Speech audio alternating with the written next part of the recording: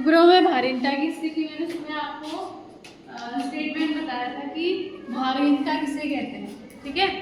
तो इसके लिए हम जो प्रतिक्रिया बल है वो निकालेंगे। प्रतिक्रिया बल कितना होता है? 0 होता है ना, तभी भारहीनता की अवस्था आती है। तो प्रतिक्रिया बल होता क्या है?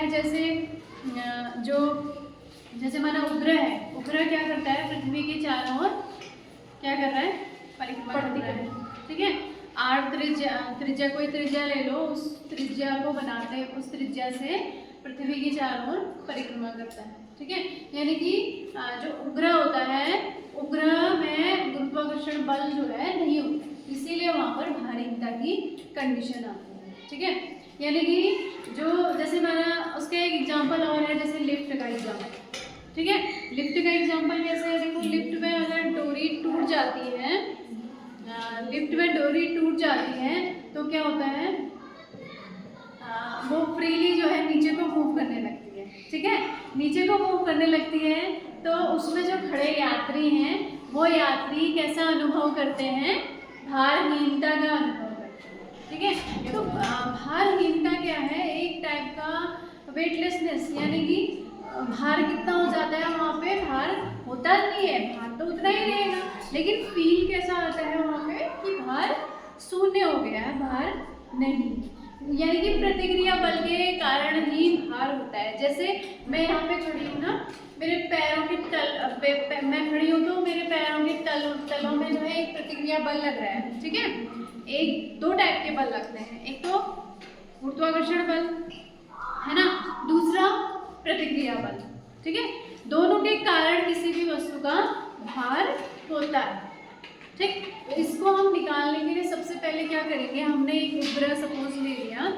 उपग्रह जो है किसी पृथ्वी के चारों ओर 8 त्रिज्या बनाते हुए परिक्रमा कर रहा है, तो उसके लिए जो आवश्यक अभिकेंद्र बल है वो कहाँ से प्राप्त होगा? गुरुत्वाकर्षण बल से। क्योंकि आपको पता है पृथ्वी कोई भी दो पिंड हैं, दो पिंड एक दूसरे पर क्या लगाते हैं? गुरुत्वाकर्षण बल लगाते हैं, ठीक है। तो दोनों पिंडों यानी कि एक पिंड पृथ्वी हो गई, एक पिंड आपका उपग्रह हो गया, ठीक है। दोनों के बीच में जो गुरुत्वाकर्षण बल होगा वो कहाँ से प्राप्त होगा हमें? जो अभिकेंद्र बल होगा वो कहाँ से प्राप्त होगा? गुरुत्वाकर्षण बल से। अभिकेंद्र बल कहाँ से आया? कोई भी वस्तु अगर किसी अक्ष के परितः घूम रही है तो उस अक्ष अक्ष की ओर एक बल लगता है जिसको हम क्या कहते हैं? अभिकेंद्र बल।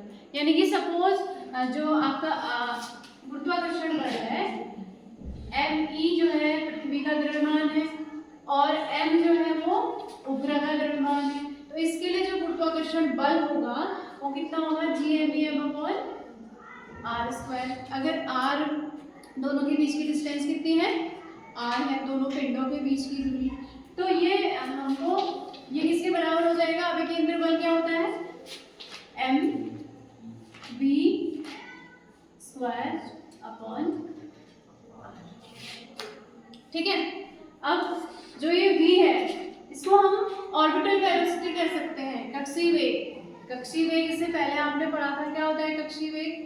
कि कोई भी उपग्रह अगर किसी अक्ष के परितः नियत चाल से घूम रहा है तो जो नियत चाल होती है उसी को हम क्या कहते हैं? कक्षीय चाल, या वेग जो होता है उसका, उसी को हम कक्षीय वेग कहते हैं, ठीक है। यानी कि इसको हम v0 मान सकते हैं, mv²/r।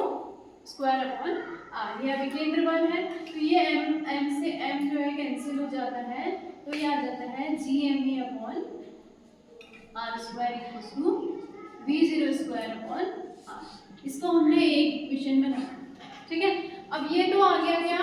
उपग्रह का क्या, जो उपग्रह का जो बल है वो इसके बराबर हो जाएगा, अभिकेंद्र बल, गुरुत्वाकर्षण बल अभिकेंद्र बल के बराबर हो जाएगा। अब हम क्या सपोज लेते हैं, जो उपग्रह है, उपग्रह के अंदर कोई m द्रव्यमान का कोई वस्तु है, या सपोज आप मान लो व्यक्ति है, ठीक है। उपग्रह के अंदर जो व्यक्ति खड़ा है, खड़ा तो हो नहीं सकता, हम उसको मान रहे हैं सपोज, ठीक है। तो उसका जो हम बल, दो टाइप के बल लगेंगे उसके पैरों में। कौन से? एक तो गुरुत्वाकर्षण बल लगेगा और एक नीचे से ऊपर को प्रतिक्रिया बल। जो जिसके कारण भार होता है, एक तो गुरुत्वाकर्षण बल हो गया और दूसरा प्रतिक्रिया बल। अब दोनों का नेट बल कितना हो जाएगा बताओ? नेट बल कैसे निकालते हैं? जैसे माना एक बल इस डायरेक्शन में कोई 3 न्यूटन का लग रहा है, ठीक है, और इस डायरेक्शन में 2 न्यूटन का बल लग रहा है, ठीक है, दोनों एक दूसरे के अपोजिट डायरेक्शन में है, तो इन दोनों का नेट बल कितना हो गया? 1 न्यूटन हो गया ना। इन दोनों को हमने माइनस किया है ना। क्यों किया माइनस? क्योंकि दोनों की डायरेक्शन क्या थी? अपोजिट थी, ठीक है। वैसे ही जो दोनों बल लग रहे हैं, एक तो नीचे को लग रहा है, एक नीचे से ऊपर, तो नेट बल कितना हो जाएगा? गुरुत्वाकर्षण बल से हम प्रतिक्रिया बल को घटा देंगे, तो नेट बल आपका आ जाएगा, नेट बल आ जाएगा आपका G सपोज हमने उस जो उपग्रह है, उपग्रह में जो व्यक्ति है या कोई वस्तु है, उसका द्रव्यमान हमने m डैश ले लिया, ठीक है, तो m dash upon r square minus जो प्रतिक्रिया बल वो कितना है? r मान लेते हैं, ठीक है।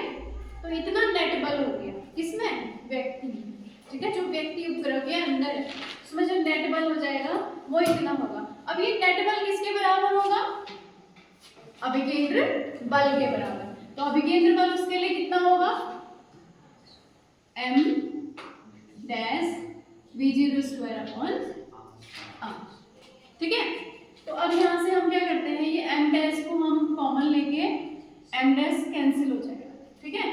तो यहाँ पर g m upon r square minus, अब ये m डैश हम यहाँ कॉमन लेंगे तो r के नीचे भी क्या आ जाएगा?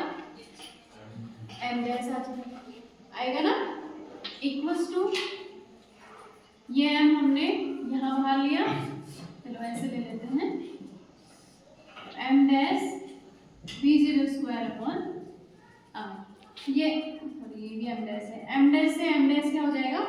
कट जाएगा, तो ये आपका आ जाएगा g m upon r square minus r upon m dash equals to v0 square upon r, ठीक है। अब इक्वेशन 1 से देखो v0 स्क्वायर अपॉन r की जगह हम क्या लिख सकते हैं? g m upon r square लिख सकते हैं, है ना। तो इसकी जगह पर हमने ये लिख दिया, समीकरण 1 से क्या हो जाएगा? G M upon R square minus r upon m dash equals to G M upon कितना? r square. अब ये देखो, ये वाली टर्म और ये वाली टर्म सेम है कि नहीं? है ना सेम। तो इसको इधर ले जाएंगे तो माइनस हो जाएगी, हम इसे कैंसिल कर देंगे, ठीक है। तो कितना आ गया? Minus r upon m dash equals to 0 आया, implies that r equals to कितना आ जाएगा? ये माइनस उधर चले जाएगा, m भी उधर चलेगा, r इक्वल्स टू 0। तो प्रतिक्रिया बल कितना आ रहा है? 0। This is the condition of weightlessness, ठीक है। भारहीनता की कंडीशन यही है कि प्रतिक्रिया बल कितना होगा? 0 होगा, ठीक है। तो इसी प्रतिक्रिया बल के कारण उपग्रह के अंदर कोई भी वस्तु है या कोई भी व्यक्ति है वो कैसा फील करता है? भारहीनता का अनुभव करता है, ठीक है। तो देखो जो उपग्रह होते हैं आपने देखे होंगे, जो स्पेस में जाते हैं उन लोगों का खाना कैसा होता है? पेस्ट के रूप में होता है, ठीक है। वो क्यों होता है? माना वो गिलास से पानी भी पीना चाहेंगे, अगर गिलास टेढ़ा करते हैं तो उसके जो गिलास की बूंदें हैं, पानी की बूंदें जो है तैरने लगती है ना। इसीलिए उनका जो भोजन होता है, जो स्पेस में जाते हैं या उपग्रह में जो व्यक्ति अगर जा रहा है तो उसका भोजन एक पेस्ट के रूप में होता है, उसको जो है ट्यूब से निकाल के निकल लेते हैं, ऐसे उनका भोजन होता है बिकॉज ऑफ भारी, ये ठीक है।